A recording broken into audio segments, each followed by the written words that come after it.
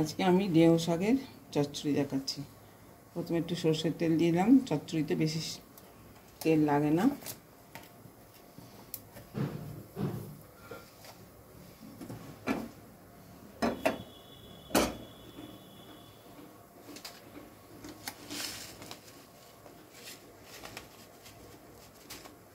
পাঁচ ফোড়ন দিলাম,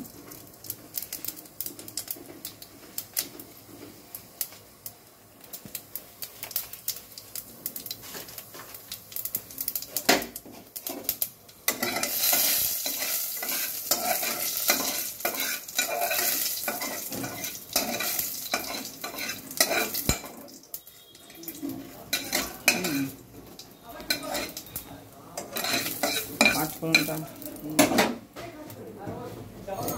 এই হচ্ছে শাক, কুমড়ো দিয়েছি এতে। এই হচ্ছে ঢেঁড়স শাক, এটাকে কুটে নিয়েছি। অনেক দিন ঢেঁড়স শাক খাইনি বলে বাজারে গেছিলাম, ঢেঁড়স শাক হয়েছে। ঢেঁড়স শাক দিয়েছি, কুমড়ো দিয়েছি, আলু দিয়েছি, কচু দিয়েছি, আলু দিয়েছি। শাকটাকে কুটে নিয়েছি। এবারে ভেতরে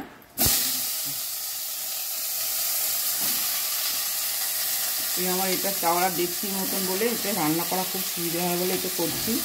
এবং শাক টাকগুলো কড়াই বলতে অনেক টাইম লাগে, সেই জন্যে সে করলে আরও ভালো করবে এবং স্বাদ হবে।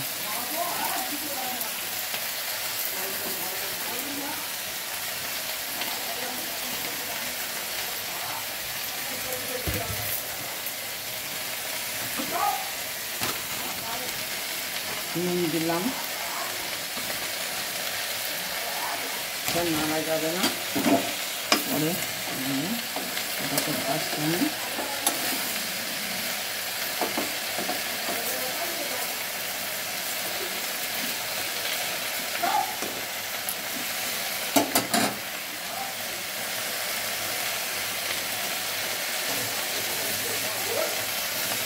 জলের আশা দিয়ে সেদ্ধ করলাম।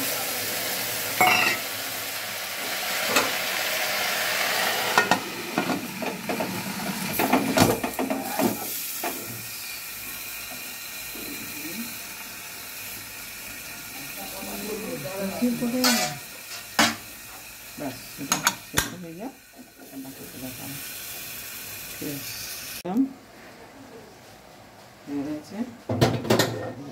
দিয়ে নিলাম, দেখো শাকটা পুরো গলে গেলে এর মধ্যেই হয়ে যাবে।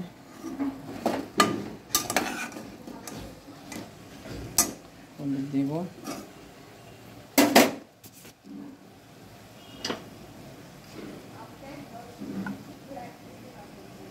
হলুদটা দিয়ে দিলে তখন ভালো,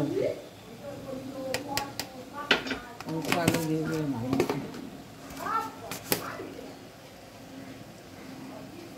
লঙ্কা দিলাম,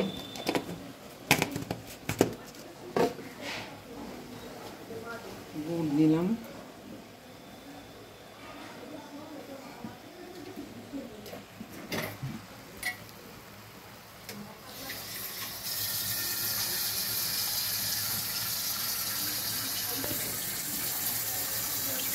অল্প একটুখানি জল দিলাম।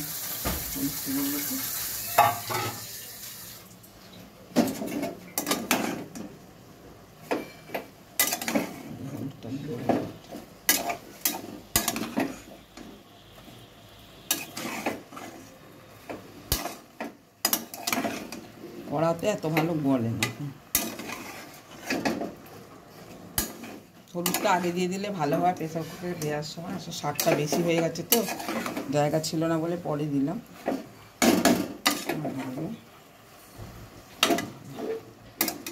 ব্যাস, আর কিছু মশলা না, এটা আর একটু ফুটবে।